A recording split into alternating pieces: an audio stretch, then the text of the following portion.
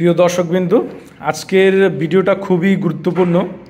Basically যারা বাড়ি করতে চাচ্ছেন বা বাড়ি করার জন্য আসলে যে একটা সয়েল টেস্ট করা দরকার বা মাটিটা পরীক্ষা করা দরকার, এই জিনিসটাকে যারা ইগনোর করতে চান অথবা এড়াতে চান, যে আসলে বলেন যে আমার মাটি শক্ত আছে বা পাশের বিল্ডিং করছে তারা সয়েল টেস্ট করে না বা মাটির ভালো আছে, ভিটে মাটি ছিল, এই টাইপের কথাবার্তা যারা আসলে বলেন তাদের জন্য এই ভিডিওটা খুবই গুরুত্বপূর্ণ হতে পারে। আমাদের এই একটা সয়েল টেস্ট, এটা হচ্ছে আমাদের রাঙামাটির একটা প্রজেক্টের। তো রাঙামাটি তো আপনারা জানেন যেটা একটা পাহাড়ি এলাকা, পার্বত্য জেলা। তো এই পাহাড়ি এলাকার মাটি যদি এই অবস্থায় থাকে, তাহলে চিন্তা করেন যে আপনার এলাকায় বা আপনি যে জায়গায় বাড়িটা করতে চাচ্ছেন ওই জায়গার মাটিটাও তো খারাপ থাকতে পারে। এটা আসলে মাটির ভিতরে গভীরে ইনভেস্টিগেশন যদি আপনি না করেন, তাহলে কিন্তু আলটিমেটলি আপনি বুঝতে পারবেন না যে সয়েলের কন্ডিশন কি, মাটিটা কী অবস্থায় আছে। তো আমরা যদি এই জায়গায় একটু খেয়াল করি যে আমাদের এসপিটি ভ্যালু 0 থেকে, মানে গ্রাউন্ড লেভেল থেকে, মাটির উপর থেকে 5 ফিট পর্যন্ত এর এসপিটি ভ্যালু হচ্ছে 4। এরপরে 10 ফিটের জায়গায় হচ্ছে 8, এরপরে 15 ফিটে আছে 6, এরপরে 20 ফিটে আছে 5, এবং 20 ফিটের পরে যখন 25 ফিটে গেল আবার ভ্যালুটা কমতে থাকলো, আবার 30-এ যখন গেল ভ্যালুটা কমতে থাকলো, আবার 30-এর পরে হচ্ছে 16 এসপিটি ভ্যালু আসছে, মানে আবার বাড়তেছে, আবার 16টা আসার পরে আবার 5টায় নেমে আসছে। হ্যাঁ, এরকম করতে করতে দেখেন 55 ফিটে আমার ভ্যালু ছিল 25 এসপিটি ভ্যালু, এরপর এইখান থেকে আবার আমার 7-এ নেমে আসছে।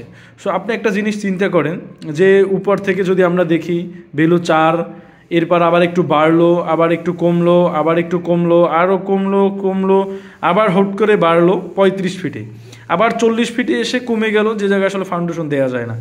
এরপরে আবার 6 ফিট, আবার কমলো, আবার হুট করে বাড়লো, আবার 55 ফিটে গিয়ে বাড়লো, আবার কমে গেল।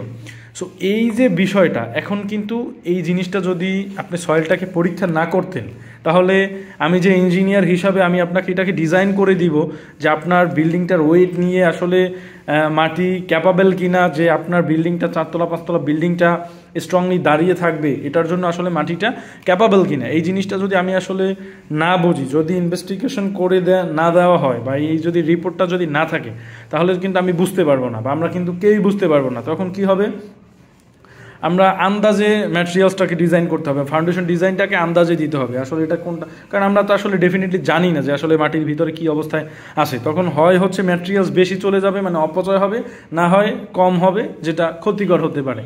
অথবা মানে আইডেন্টিফাই যদি আপনি না করতে পারেন যে আসলে সয়েলটা কী অবস্থা আছে, তাহলে আসলে বোঝার কোনো সিস্টেম নাই।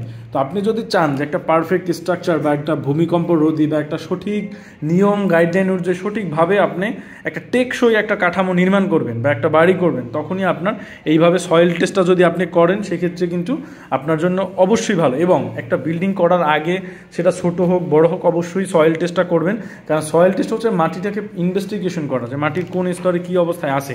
বাট এই যে বিষয়টা দেখেন, আমার এই একটা বোরহোল 3-এ আমার কি আছে, ফার্স্টে আছে 7, 9, 8, 7, আবার 4, কতটা লো, এরপর 5, আবার 12, আবার 4, মানে 12 আসার পর 35 ফিটে 12 আসার পর আবার লো।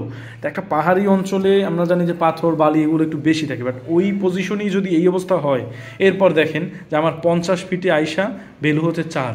তো এখন এই জায়গায় এত বড় ডিপে যাওয়ার পরে, মানে 60 ফিট বোরিং করার পরেও, যে এর থেকে আরও নিচে আরও সফট সয়েল আছে, আরও নরম মাটি আছে, যে জায়গায় আসলে ফাউন্ডেশন দেওয়ার মতন না।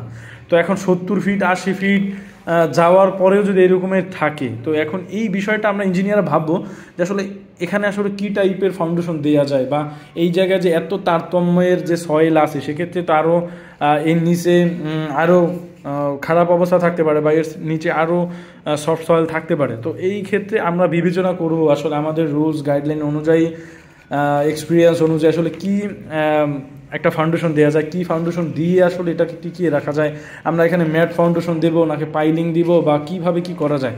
বাট আপনি যদি সয়েল টেস্টটা না করেন, তাহলে কিন্তু আমরা টোটালি আন্দাজে পুরা, মানে কোনো বিষয় কিন্তু আমরা বুঝবো না, আমরা কিন্তু জানবোই না যে আপনার যে কাঠামোটা যেটার উপরে করবেন এর ভিতরে মাটিটা কী অবস্থায় আছে। তো আমি আহ্বান করব, আমি সবাইকে বলবো যে এর থেকেও কিন্তু ক্রিটিক্যাল মাটি থাকতে পারে, বা এর থেকেও কিন্তু খারাপ সয়েল কন্ডিশন থাকতে পারে।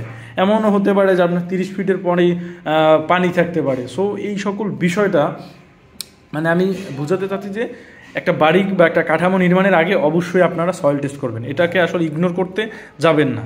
দর্শকবিন্দু, আশা করি সবাই বুঝতে পারছেন। যদি কোনো বিষয় আপনাদেরকে বোঝা লাগে বা কোনো ধারণা লাগে, বিল্ডিং করার আগে যদি কোনো কিছু না বুঝেন, যদি কোনো ধারণা লাগে, তো অবশ্যই মানিক ইঞ্জিনিয়ারিংয়ে একটু রিস্ক করবেন। আমরা চেষ্টা করব যাতে আপনাকে একটা ভালো আইডিয়া দেওয়ার জন্য, যে জিনিসটা আপনি বোঝেন না ওই জিনিসটাকে আপনাকে বুঝিয়ে দেওয়ার জন্য। দর্শকবিন্দু, সবাই ভালো থাকবেন। আসসালামু আলাইকুম।